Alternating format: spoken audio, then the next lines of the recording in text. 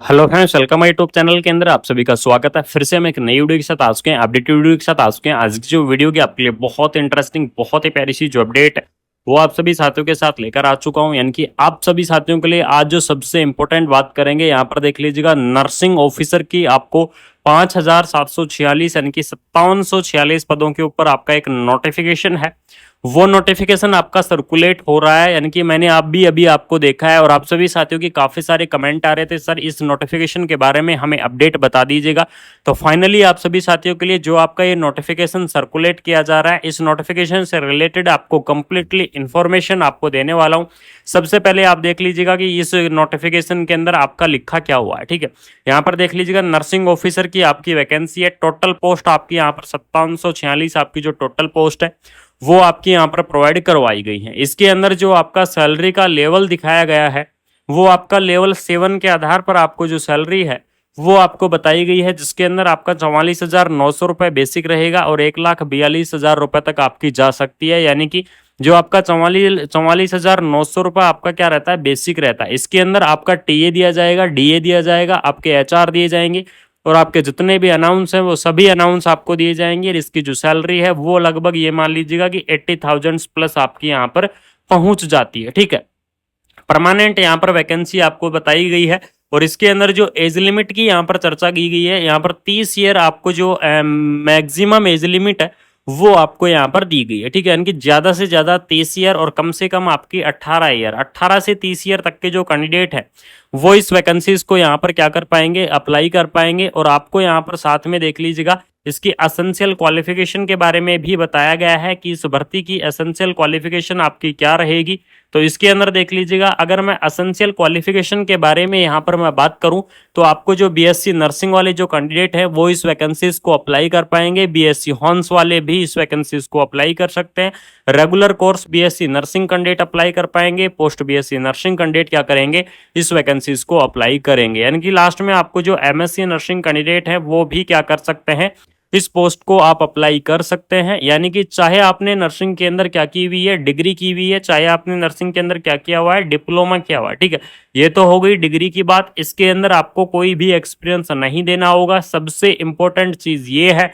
अब लेकिन जो सबसे इंपॉर्टेंट आता है कि diploma in the general nursing midwifery, यानी कि जो जीएनएम वाले कैंडिडेट है, क्या उनको यहाँ पर एक्सपीरियंस देना होगा या फिर नहीं देना होगा। क्योंकि यहाँ पर जो जीएनएम वाले कैंडिडेट है वो भी क्या कर सकते हैं, इस वैकेंसीज को अप्लाई कर सकते हैं। यानी कि जीएनएम वाले कैंडिडेट भी क्या रहेंगे, इस पोस्ट के लिए एलिजिबल्स रहेंगे। तो इसके अंदर देख लीजिएगा, जनरल नर्सिंग एंड मिडवाइफरी वाले जो कैंडिडेट हैं वो इस वैकेंसीज को अप्लाई कर सकते हैं। लेकिन आपका यहाँ पर 1 ईयर का एक्सपीरियंस होना चाहिए और वो भी आपका मिनिमम 50 बेडेड हॉस्पिटल का। यानी कि अगर आपके पास एक्सपीरियंस है 50 बेडेड हॉस्पिटल का, अगर आपके पास एक्सपीरियंस है 1 ईयर का आपके पास एक्सपीरियंस है, तो जो जीएनएम वाले कैंडिडेट हैं वो इस वैकेंसीज को क्या कर पाएंगे, अप्लाई कर पाएंगे। यानी कि जीएनएम वाले कैंडिडेट इस भर्ती के लिए क्या रहेंगे, एलिजिबल्स रहेंगे।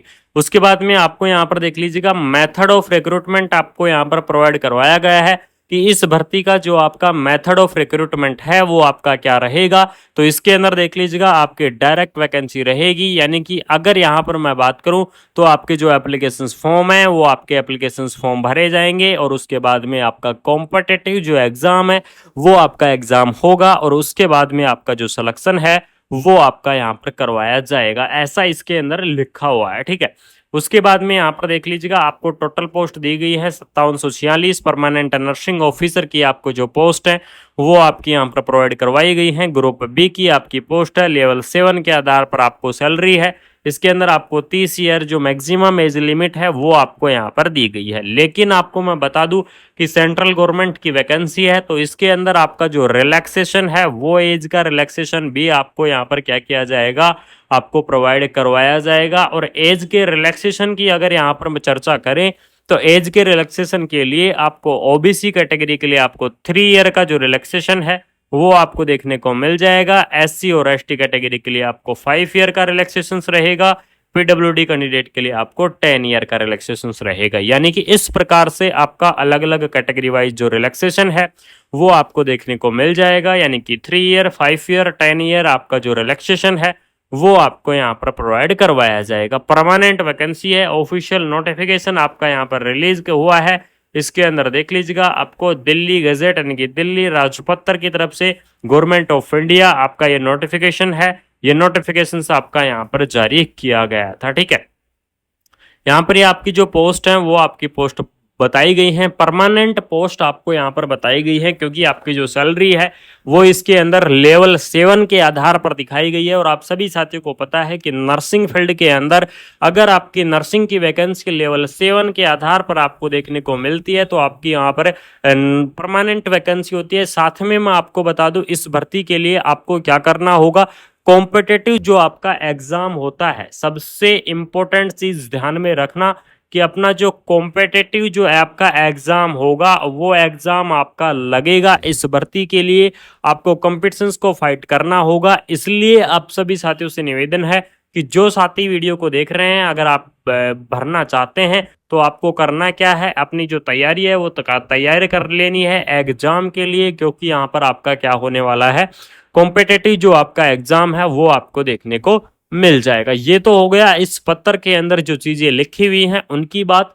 अब जो सबसे इंपॉर्टेंट बात आती है वो बात आती है कि क्या ये भर्ती है, क्या ये भर्ती सच है, क्या ये भर्ती है, इसकी भर्ती का सीन आपका क्या है। तो आपको मैं बता दूं, आपके सभी साथियों के काफी सारे कमेंट्स के साथ में आपके काफी सारी कॉल्स हो गई, आपके मेल्स हो गए, उसके आधार पर मैं आपकी डिमांड के आधार पर जो आपकी ये वीडियो है ये आपके लेकर आ रहा हूँ, रिसर्च के साथ लेकर आ रहा हूँ। आप सभी साथियों को मैं बता दूं कि जो आपकी ये भर्ती का जो आपका केस चल रहा है, इसलिए अभी तक ये आपका पेंडिंग में है। इसके अंदर आपको कंप्लीटली इंफॉर्मेशन के बारे में डिस्कस हो ही चुका है। यानी कि अगर कुल मिला के यहाँ पर मैं बात करूँ तो ये भर्ती आपकी क्या है, फेक नोटिफिकेशन है। यानी कि ये आपका फेक नोटिफिकेशन जारी कर किया गया है, जो कि हाल फिलहाल के अंदर सर्कुलेट हो रहा है फेसबुक के ऊपर, व्हाट्सएप के ऊपर, यूट्यूब के ऊपर, हर सोशल मीडिया के ऊपर ये नोटिफिकेशन आपका क्या है, सर्कुलेट किया जा रहा है। ठीक है, तो ये आपका फेक है। 2023 की आपकी ये जो वैकेंसी है वो आपकी थी, जो कि अब हाल फिलहाल में इसका नोटिफिकेशन शेयर किया जा रहा है।